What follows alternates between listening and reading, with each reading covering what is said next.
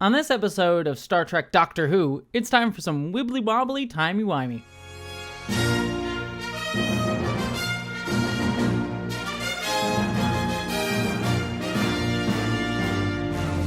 Hello interwebs, I hope you are all doing well, and welcome to my review of the Season 3 finale of Star Trek Strange New Worlds, this episode titled aptly, New Life and New Civilizations. I think I've heard that somewhere before. It is hard to talk about this finale without the context of the larger season, and I'm going to kind of tie it into my overall thoughts of the season at the end of my spoiler-free section, or spoiler-filled section, I should say. But to kind of focus in just on this episode, this was okay. I made a joke that this episode feels very Doctor Who at the opening intro of this, and it does have a lot of Doctor Who-isms in that we're dealing with some timey-wimey stuff. While I joke about that, like Star Trek has always done time travel stuff. What this episode actually feels more like is Star Wars, and I think more so than I think Star Trek really ever has. One of the big criticisms that modern Star Trek has been given is from Star Trek 2009, the movie onwards, really, but especially in the Kurtzman era, is that Star Trek has started to feel more like Star Wars. And in a lot of ways, I definitely understand that, especially aesthetically, but like a lot more twisty camera style, a lot more big explosions and spectacle, a lot more focus on end of the universe stakes, and things like that. So yes, there has been a little bit of spectacleizing Star Warsification of Star Trek that has always been a much more low-key, more intellectual kind of show than Star Wars is. Not to say, again, I love Star Wars, I've written whole video essays on Star Wars, a lot to talk about with Star Wars, but it is much more operatic than Star Trek generally tends to be in terms of its storytelling. But this episode, I think more than any of the recent Star Trek series, does this whole big galactic evil and these operatic symbols of good and evil, dark side of the Force, light side of the Force stuff in a way that I frankly don't really care for. And it's not bad necessarily. There is one thing that they do to explain these things within Star Trek that I find really, really dumb. Frankly, I find it to be very, very dumb and silly, but, you know, whatever. Star Trek's not been above dumb and silly. I'll criticize it here. I'm not saying it's good or gets a pass, but, like, Star Trek's not above that. But it just goes for this big operatic universe, core, good and evil sort of thing that I just don't really like Star Trek doing. And not to be the person to, like, pull the, like, Gene Roddenberry card, because I don't always think we need to, like, rely on, you know, the creator's vision of something to, like, stick to it. But one thing I did always like about Gene Roddenberry's philosophy around Star Trek, and it's something that I read. Do I have the book on hand? I do not. But there's a great book called Gene Roddenberry, The Last Conversation, which was an interview series that Yvonne Fern, who was Herb Soule, one of the executives behind Star Trek, the original series, his wife, and who interviewed Gene Roddenberry in his final days, she interviewed him in that book. Gene Roddenberry talks about his philosophy on good and evil and how he doesn't really see that there's core good and evil in the world. It's all just humans. It's humans being messy. And there's systems that promote goodness over evil, capitalism promoting greed and all of this stuff, or fascism promoting like desire to endlessly perpetuate ourselves and control and things like that, or other systems that can promote goodness and caring and kindness. But there is no core good and evil. Evil doesn't exist, he would argue. There isn't really such a thing as evil. Good and evil are only patterns, which make experience and growth possible. No one ever really gets hurt because all of this that happens is happening only to that same great entity. And why worry about the us, which is simply a fragment of that great consciousness? You know, again, not relying on Gene Roddenberry being the authoritative voice, but it is a philosophy of Star Trek that he articulated that I did really enjoy, and I think Star Trek really generally is best when it sticks to. So for Star Trek to kind of go into this good and evil sort of thing in the universe, it just, again, it's not bad. It's not that you can't do stories with that. And here it does do some stuff with it that I find, but I just don't particularly come to Star Trek for. And that's kind of what this episode feels like. It feels like a thing where I'm like, yeah, this is fine. It's doing some operatic sci-fi stuff, but it's not really what I want out of Star Trek. And then there's a few other things that this episode does that are all, again, safe. I think the big word that I can say, and it's been the thing for this entire season, even in the episodes that have been problematic, the reason that those episodes were problematic is that it's safe and easy and unchallenging, relying on norms of our culture to tell stories in a way that I'm like, okay, sure, that's not bad. You're doing a good job of this thing that I have seen a lot before, but you're doing this thing that I've seen a lot before, and it just comes across as both uninteresting to me and unchallenging to society today. And again, and I've said this repeatedly, so I'm not going to harp on it too much, but Star Trek needs to be more than that, I feel like, to be interesting. That being said, there are some things in this episode that I do end up liking. And the stuff between Kirk and Spock, we finally get some Kirk and Spock moments here in a way that I really liked. I have some criticisms, but like as a person who, I'm not necessarily a Kirk/Spock shipper, but I always enjoy the reading of Kirk/Spock shipping in that I find it intellectually very fascinating how these characters have evolved over time and the multiple readings you can have of them. So intellectually, I really kind of like where this goes. And I think it's actually really well done character stuff for the two of them. So some decent stuff with Kirk and Spock here that I actually really enjoyed. And then there is some interesting stuff being done with Pike, considering his overall character arc throughout the series, that I also really enjoyed. Unfortunately, it does some stuff within that I really dislike and a trope that I really hate. But ultimately, at the end of the day, I come down on this episode being like, it's fine. It's fine. And that's really the big thing that I can say about it. But let us get into some of the nitty-gritty discussion. So if you have not seen the episode yet, jump off here. Let's get into spoilers. Okay, so the big thing with this episode is we return back to the Vashta, I think that what they are, the Pa-Wraith kind of things. They like the things that were found in the orb back in episode 5 of the season that possessed Ensign Gamble. And, you know, going back to that episode, I still like that episode generally speaking because it does like eldritch horror stuff that I liked. But my big criticism, especially at the end of the episode, was that they portrayed these things, especially through Pelias' speech, as there is true evil out there. Good and evil are relative terms, son. Nonsense. There is evil in this universe. As sure as there is good. As sure as there is matter. As sure as there is light. And they unfortunately doubled down on it in this episode because we end up learning some of the lore behind these guys. These aliens are the evil at the beginning of the universe and like the reason for so many mythologies having mythos about evil and good, the clashes between good and evil. Like they're the reason for that. The idea that good and evil exist, have always existed, is the most commonly shared belief in all the galaxy. I dislike that because again it gets into the whole thing of like good and evil in the Star Trek universe, and I think there's an interesting comparison to be made here with something like Babylon 5. If you have not seen Babylon 5, I'll give this is just going to be a tiny bit of a spoiler warning here, so jump ahead about like a minute or two if you don't want to spoil from Babylon 5. But just to make the comparison, Babylon 5 also did a very similar eldritch horror thing where we had the Shadows, which the Shadows were these eldritch horror beings that existed at the beginning of the universe, were some of the original alien beings, and they were the reason because they colonized a lot of worlds and controlled a lot of worlds way millions of years before. And the reason that so many like alien mythologies had these stories about like dark creatures was because of the Shadows. The difference, though, and I think this is a very important distinction, is that while the Shadows were portrayed as evil and bad, they were never portrayed as like they were just evil in terms of like what they represented. There was a whole episode that goes into what the Shadows are, and basically they are this idea of might makes right, survival of the fittest. We go to the planet of the Shadows, and the guy who speaks for the Shadows literally says that that's their ideology of this might make right sort of control. Not even necessarily fascistic. Fascism likes this ideology, and we see that with Earth in the show. But like the Shadows themselves represented a certain ideology of might makes right and survival of the fittest sort of mentality that underlines a lot of that stuff with fascism, authoritarianism, colonialism.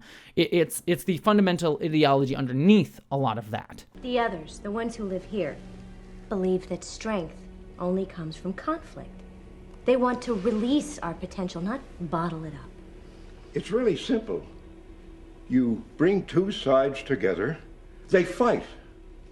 A lot of them die. But those who survive are stronger, smarter, and better. It's like knocking over an anthill. But it wasn't just they were evil. It represented this kind of like thinking about the world. But here, though, we do a similar thing in Star Trek, but it just reduces it down to they're evil in a vaguely undefined way. And so we just have Ensign Gamble. here being like, I'm evil, and like shooting spires and stuff. And I'm like, okay, fine. Like, but it's not specific enough to represent anything really. Like, he's just sort of there to mustache twirl and not really saying anything about systems, about power. He's just there as a villain that we have to defeat. And I'm like, okay, fine, whatever. Like, I don't care, I guess. So that's kind of disappointing. I did like this alien planet that Corby was on, where we had these big spires in the sky. That's some Star Trek Strange New Worlds shit of like, oh, they build like upwards in this way, and they have these like weird structures with temples in the middle ground. Like, that's cool. That's a cool idea. I wish we kind of explored that more. Like, we get a couple mentions of Corby of like, they believe that like you level up throughout the heavens or whatever, something like that. Like, again, there's something there that you could have used to be like, oh, hierarchy and stuff like that. Like, there's something cool you could have done with that. They don't do anything with it. It's just kind of there.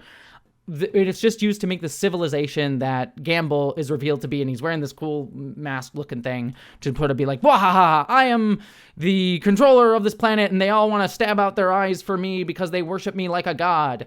Why? Other than like weird mind control, we don't know, we don't learn. It's just a thing. And then we have our crew. Upon learning about this, that Gamble got out, they go to the planet and they somehow very easily sneak up into the temple. And I get that Gamble wanted them to get there, but it was weird to me that they do this whole like tropey like, aha, we're drunk, and then distract them so we can do the Vulcan nerve pinch, and then they're in like a crowded square and no one says anything about them knocking out guards very clearly in view of everybody. I'm like, why was this blocked this way? So weird and kind of silly and dumb. And then we get up to the top and we get the writing on this thing, and it's Mbengo's story was written on there in Swahili, and it was his destiny to get here. It's meant to feel scary and creepy, and it can be that like, oh, he's been destined to get here, but what is it? It leads to just Mbenga having to be there to help Gamble get shoved through a door because he has to go in pairs of two and he's connected to Mbenga. It's just a lot of like sci-fi mumbo jumbo technobabble that doesn't mean anything other than like we want to have Mbenga stand up against Gamble. But again, there's no super big depth in terms of that conversation between the two of them. There's no root in like their relationship. And it just, again, it keeps coming back to this, like, these are fine. The structure of this is fine, but you're not using it to really say anything deeper than the surface level. And as a result, I'm kind of sitting here being like, okay, sure, it's fine. And all the other stuff that we get, like the ley line stuff, like that's actually some stuff, like I'm sure some people will be like, ooh, ley lines are putting like weird, goofy ghost stuff into it. That's stuff that I'm fine with. Like we've seen eldritch horror, like creepy, ghosty stuff in Star Trek before. I think of the Demons of Air and Darkness, I forget what they're called, the alien species, the species that made the gateway that we see in TNG and Deep Space Nine a couple times. And so we've seen these things of like, you know, gateways that let you jump across areas. Like that's a Star Trekian trope. Like many people say Star Trek is meant to be hard sci-fi. Star Trek does have some hard sci-fi in it, and that's why I kind of like it. That does have a very scientific-minded idea, especially when it deals with some astrophysics stuff. But at the end of the day, it is more sci-fi, less hard science fiction than something like The Expanse, let's say. So some of that stuff is actually kind of fun with me, like the weird ley line stuff, making that into spacey nonsense. I'm okay with that. That's fun for me. But then we get into, and this is the stuff that I think was dumb, all the Batel stuff, because we finally get an explanation for why Batel had this reaction to Gamble back in episode 5.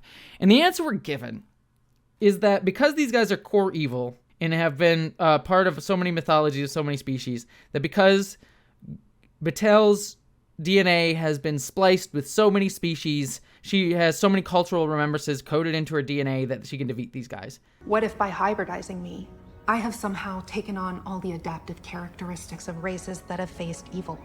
The Gorn, humans, Illyrians. Not only is this dumb, like it is dumb, it is like, all right, fine. So by that logic, like Tuvok should also be able to like have the core knowledge of beating these aliens because he was like a plant and Neelix and Tuvok. Like, what about someone who was like the child of a Vulcan and a Klingon and a human or something like that? Like, would they have this built into their DNA? Like, it's silly. But again, Star Trek's not above silly. The deeper problem for me here, though, is that, like, she goes into, like, oh, because I've had this genetic stuff, this has ended up being my destiny. We both know the feelings I've been having, like some puzzle piece that just won't fit, that I can't find some purpose, that it's eluding me. The starship captain, counselor general, none of them fit anymore. This does. And I get there's, like, some timey-wimey stuff of it. It's revealed that the statue that we saw in the previous episodes that we see here was her the entire time, and that it's her, like, she's trying to fit the timey-wiminess of this, but it goes down to it being, she feels that she needs to complete this because something in her DNA told her to be. It's not as problematic as the Vulcan episode a few episodes ago that was, like, dealing in weird biological essentialism bullshit that was really racializing of the Vulcans that I really, really hated in very problematic ways. But it still comes down to the same idea of something in your genetic code equates to the destiny that you need to fulfill. And I really despise this continued theme coming up in the show of genetics equals destiny. And while it is less problematic here, it's being used for some sci-fi mumbo jumbo, it is still that same core ethos that we have already seen in this show being used in much more problematic ways. So while I am less bristling against it here, the show has already kind of rubbed me wrong with this so many times that just even seeing it pop up a little bit, I'm like, do not like, do not want, I hate it. Thanks, I hate it. Let me finally get to something that I do actually like about this episode. It is the thing that I would have, if you had told me about this plot, I would have said this is probably the thing I would have liked the least about this episode. Turns out to be the thing that I like the most, which is the Kirk and Spock of it all, because they need to come up with this plan to synchronize the beams to be able to open the doorway for Pike and Batel to enter the gateway. And I like that they need to be so precise so they complement each other, that their waveforms sort of cancel each other out. That's very science-minded, because if you know anything about science, like the waveforms, they can be constructive or destructive by whether or not their wave patterns match. And if they, come at the same time and from the same source and the same exact wavelength or whatever, they can, so that's why they need to be so freaking precise. So that's the science stuff that I like. I love it when Star Trek does science stuff, but it leads to Spock and Kirk needing to be synchronized so perfectly. It really is just an excuse for Kirk and Spock to have their mind meld, and it comes across as a very nostalgic thing that the writer's like, ooh, wouldn't it be fun if Kirk and Spock mind meld, and that's why they became best friends or whatever? They just knew each other so well. That as a storytelling impulse, I don't really love. It's, again, nostalgic-minded. We need to justify why they're friends rather than it being an organic thing. So don't love that. However, what it ends up being is they frame it as, like, Kirk, like, joking, like, I'm on a date with you. You seem to understand me, Spock. Are you willing to attempt this? If the Vesda cannot be stopped, more than a single world may fall. Well, I see why you brought me to a bar. This is one hell of a date. Indeed. Which, again, as someone who's always enjoyed the shipping aspect of Kirk and Spock, I really enjoyed that. I'm probably going to end up doing a video on my main channel. I don't want to get too in the weeds on this because this is a longer conversation, but I always find Kirk and Spock fascinating to discuss their relationship through history, because there's always been this huge, discourse, sometimes very angry discourse, on how to read Kirk and Spock, where there's been people like, they're just friends, they're a close romantic friendship, and there have been people like, no, they're gay, and they're fucking, and they're romantically involved. In fact, one of the biggest parts of Star Trek fandom was the Kirk/Spock shipping fanzines way back in the 60s. So there's this interesting, complicated history between these two characters, and there's been a lot of pushback in a lot of ways, especially from, if you look at a lot of people who wrote Star Trek, like DC Fontana, David Gerrold in particular, they were always very adamant, no, they're not gay. They're definitely not gay. They're just close friends. But even Gene Roddenberry, when he wrote the motion picture novel, literally said they have a more profound relationship that goes beyond that, and it's not gay, it's not straight, it's something more, which I always kind of found an interesting way to sort of hedge your bets on it. And I'm saying all this, and I promise this is not just interesting Star Trek history, I say all this for a reason to get to this episode, in that the way that I like to read Kirk and Spock is that what's so interesting about them as a relationship, and one of a very central relationship in science fiction, is that you can read them either way, and it doesn't matter, because in our culture we tend to read gay and straight as oppositional to each other. Well, why can't you just write hetero but close male relationships? Why does everything have to be gay? Or why can't we have gay characters in TV? We should have more platonic, open male romances on television. We also should have more gay romances. But those two things are often the things that are placed at odds with each other when they shouldn't be. We should just have both of those things together. And what makes Kirk and Spock so beautiful is that they can be read in either direction. And Star Trek is a future where it doesn't matter, where you can read them either way, and it works because in the future, people stop caring about seeing these things as oppositional. They can just be. And so if they are gay, it's great. If they're not, it's fine. But you can read them because they're fictional characters and they don't have a fixed identity. You can read them whatever way you want to. And that, to me, is so core to Star Trek's ethos in a really beautiful way. Unless you just think that I'm speaking out of my ass here by explaining this, this actually isn't my argument. It's an argument made by famed Hugo Award-winning writer Joanna Russ in her famous work of literary criticism, How to Suppress Women's Writing. I highly recommend you read that entire book because it's sadly still extremely relevant today, if not more so, but she has a whole chapter within there where she discusses the interesting philosophical importance of Kirk and Spock and how people read them in a multiplicity of ways and how that is very core to a Star Trekian style ethos. Now, it's nice to say all that we live in a cis-heteronormative society, so people are going to be more hostile towards the reading of Kirk and Spock being gay. So, and that's why there's so institutional pressure to never make them gay or never depict them in gay on screen. Heaven forbid you ever depict Kirk and Spock kissing in a Star Trek TV show. And I don't necessarily even need it to. What I prefer Star Trek to do is not necessarily lay it down that they are definitely not romantic. If Star Trek ever said Kirk and Spock are definitely not gay, no homo, bro. If they ever did that, I would be very upset about it. So here, in this episode, what I like is that they still leave that interpretation open. And it's done in a really beautiful way that doesn't necessarily go, no homo, which is something that I was really worried Strange New Worlds was going to do because of how normative it has been. I'm happy that they didn't close off they didn't no homo them. And again, that's not me saying that I want them to be gay necessarily, but I like the interpretation being open because that's what I find interesting about them. And so this whole thing of them joking about them being on a date, and even when Spock gets up and Kirk watches him leave to go be with Lon, there's this sense of Kirk being like, man, I wish I could still be with my boyfriend. You can interpret it in those ways. And again, that ambiguity is the fun. Not that it needs to be gay or straight, but the ambiguity is part of the point and part of what I love these characters for. And this storyline did that for me in a way that added to it. It didn't take it away, and which is what I was very scared of. And not only that, it added to it in a really kind of interesting, fun way. And it made me think of Kirk was always seen as the swashbuckling, I'm going to get all the ladies guy in the original series. And now it's kind of weirdly reversed that Spock's getting all the ladies and Kirk's kind of weirdly chased in this show. So I think that that's kind of funny in a weird, odd role reversal. So hopefully that history there, I hope I explained that in a way that kind of made sense. That it's not me being they're definitely gay and I want to ship them. But more, I like that this episode played with these characters in a way that I think understood the power of how to write them. So, point for the Star Trek Strange New Worlds writers, they wrote Kirk and Spock in a way that felt good. It didn't push the boundaries of anything, because this is stuff we've seen before with these characters, so it's not anything new, which is, again, I want Star Trek Strange New Worlds to do strange new things. At least they understand that they can write these characters in a way that at least aligns with what makes them interesting from before. So, that's at least good. Bringing it back, though, this ends up going to Batel and Pike go down to the planet and face off against Gamble, and we get this nexus moment, for lack of a better word, where Pike is drawn into essentially Batel's fantasy of their life. And they get to live out this whole life together where Pike doesn't end up in the beeping chair, and they get to have, their fantasy life together. And here's what I'm going to say. And this is going to be, again, a very complicated thing to understand that I feel like most people in the comments get it, but it's this thing that's just difficult for me to explain, and so I'm not saying it's just. I hope I explain this right. It's probably the better way I can put this. The sequence is performed really beautifully, and it's very emotional, and I think it works very well for Pike, who gets to have this moment with his woman that he loves, and they get this whole time together in a way that they wouldn't. And I think that it's very well done, and actually brought a tear to my eye in a really nice way. And so it's just, I think it's a really nice story.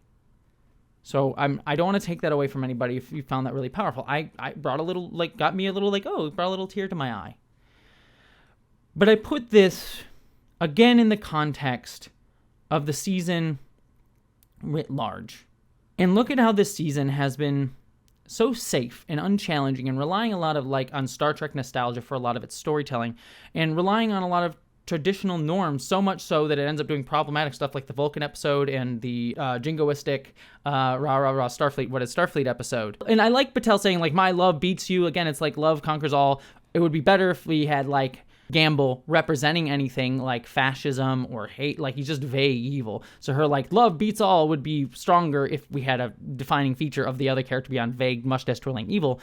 Also, we essentially fridged the woman here. I know so many people were worried about Patel being fridged at the end of season 2, but I guess we just had to wait an entire season for her to be fridged here. And yes, she gets to live out her entire dream life, but she is still being fridged, so Pike can feel bad and be free from having to be in a relationship with Patel and can go out and do other relationships. I mean, the episode literally ends with her being put on a pedestal. Like, she's literally put on a pedestal for all of time. Also, oddly enough, it gives Pike a second happy ending because he already technically got a happy ending with the original series episode, The Menagerie, where Spock takes him to Talos 4 so he can live out a happy life in the illusions created by the Telosians with Vina. So now Pike gets 2 fantasy realities that he gets to have his extended happy fantasy with the woman of his dreams within. I look at this and I'm being like, okay, yeah, you're showing this fantasy, but it's this fantasy of a life that we're always told is the fantasy for everybody. A man and a wife having a kid, the kid gets married, and they grow old together in their nice log cabin home, and yay, it's the normative fantasy that we've seen a bunch of times before. And it's not to say that it's not valid and cannot be beautiful and it cannot be something that people want. Like, that is fine. And I'm not sitting here to be like, make it gay or whatever, like, I need to, like, queer up the agenda. What I am saying, though, is that it's just unchallenging to today. And I would be less disappointed is the wrong word, but less, I would have less of I would be less unmoved by it, I guess maybe is the right word, if we just hadn't spent an entire season doing all of these very normative relationship drama stuff all over the place with every single character. And so for Strange New Worlds to end on this fantasy, presenting this fantasy that is just the typical fantasy that we're always told, get your house, get your kids, grow old together and die, is just sort of like, okay, that's fine, but Star Trek should be about showcasing infinite diversity, right? And if Star Trek had showed me diversity elsewhere this season, then I would have less of a problem with it. And in fact, you know what? I'm just going to do this. I've been writing my review for the season for my main channel that I'm going to do a video essay on, and I just want to kind of read you my end thoughts here, and I'll continue on after this, but this is going to be what essentially will be the ending of my essay on this entire season. And I think it'll kind of explain better in words what I'm trying to say here. At the end of the day, this finale is safe. Oh good, we got our 2 protagonists living out their heteronormative fantasy, and then the girlfriend dies, literally put on a pedestal at the end, so the guy can go off and explore the stars, a little sad, but unburdened by the woman. It's not deeply offensive to me, but in today's world it feels safe. We live in a time where heteronormativity and all of its baggages are wielded like a weight, crushing anyone who doesn't fit in.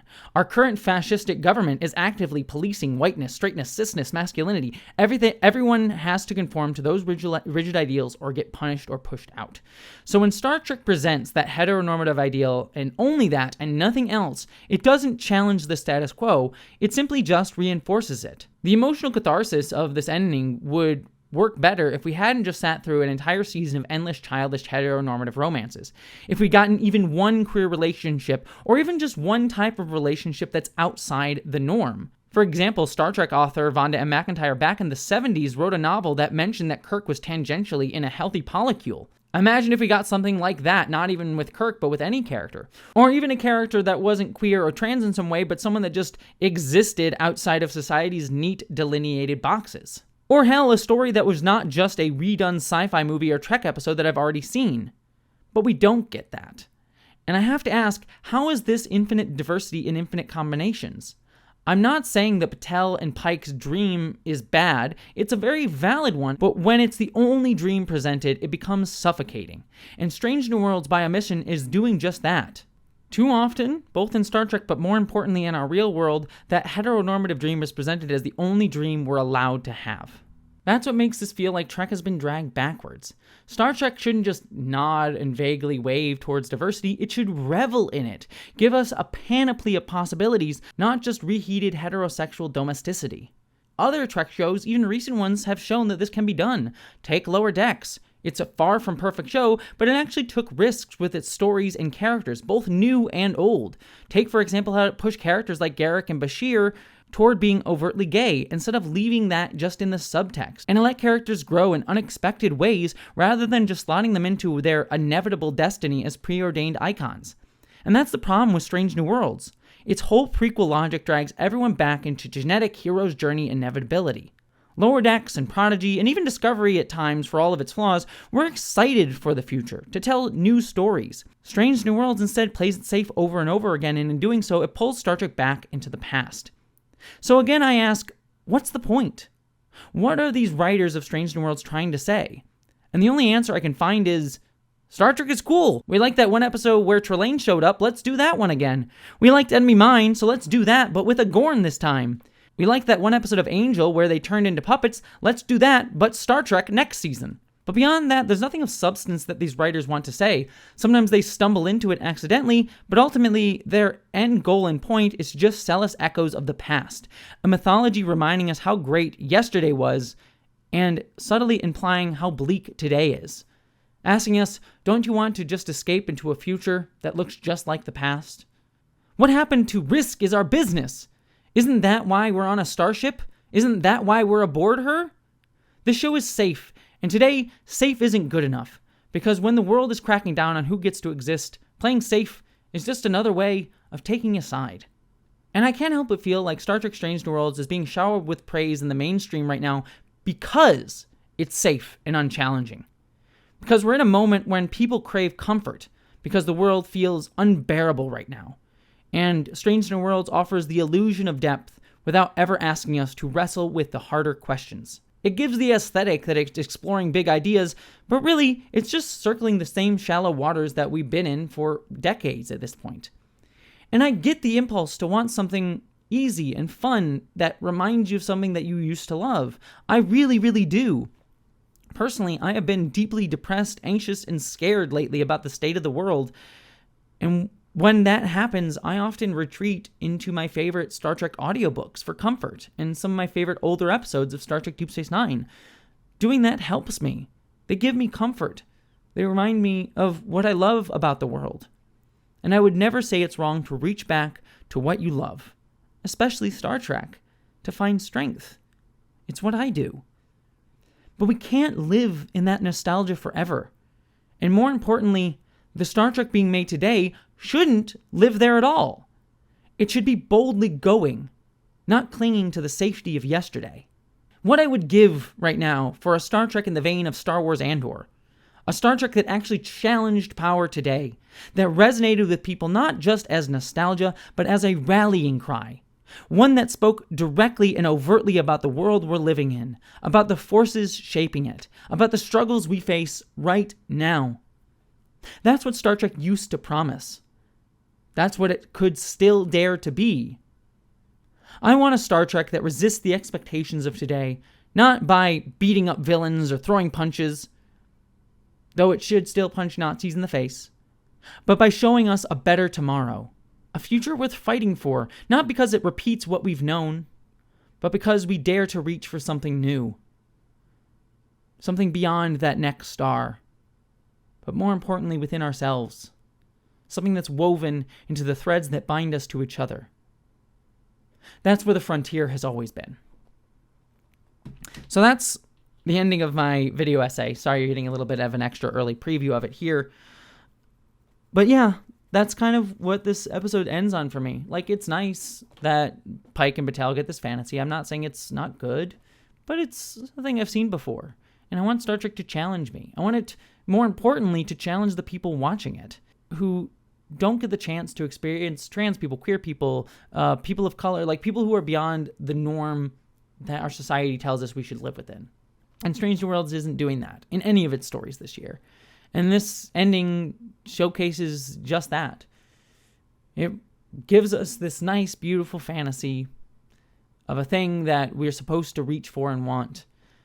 But at the end of the day, not all of us can have that. Not all of us want that. And Strange New Worlds isn't interested in a different type of world. A world of infinite diversity and infinite combinations. This isn't me hating on you if you liked the ending. I was particularly moved by it, but I just wish we got something else too. Something beyond just that. We're living in a post-capitalist society where Star Trek is just being made a postmodern piece of fiction, where it has nothing really to say, and as a result, just says what everything in our culture says right now. And so I look at Strange New Worlds, and I guess I'm just kind of depressed by how much so many people are like, this is so great, I love this Star Trek. Yeah, because it's a Star Trek that just reflects all the things that makes you happy and comfortable. Star Trek should challenge you. And that means being pushed out by Star Trek sometimes and being forced to reckon with some things. That's when Star Trek's at its best. So, yeah, Strange New Worlds, this season finale, kind of indicative of all of my problems with this season. It's fine, but ultimately easy, goes down comfortably. We're not really saying much. Never going to Strange New Worlds, but just orbiting the same one. So, I didn't hate this episode. There's a couple things that I even liked about it. But ultimately, it's not doing anything new. What did you think about it, though? I'd love to hear all your thoughts down below. Beyond all of that, I hope you, my friends, live long and prosper.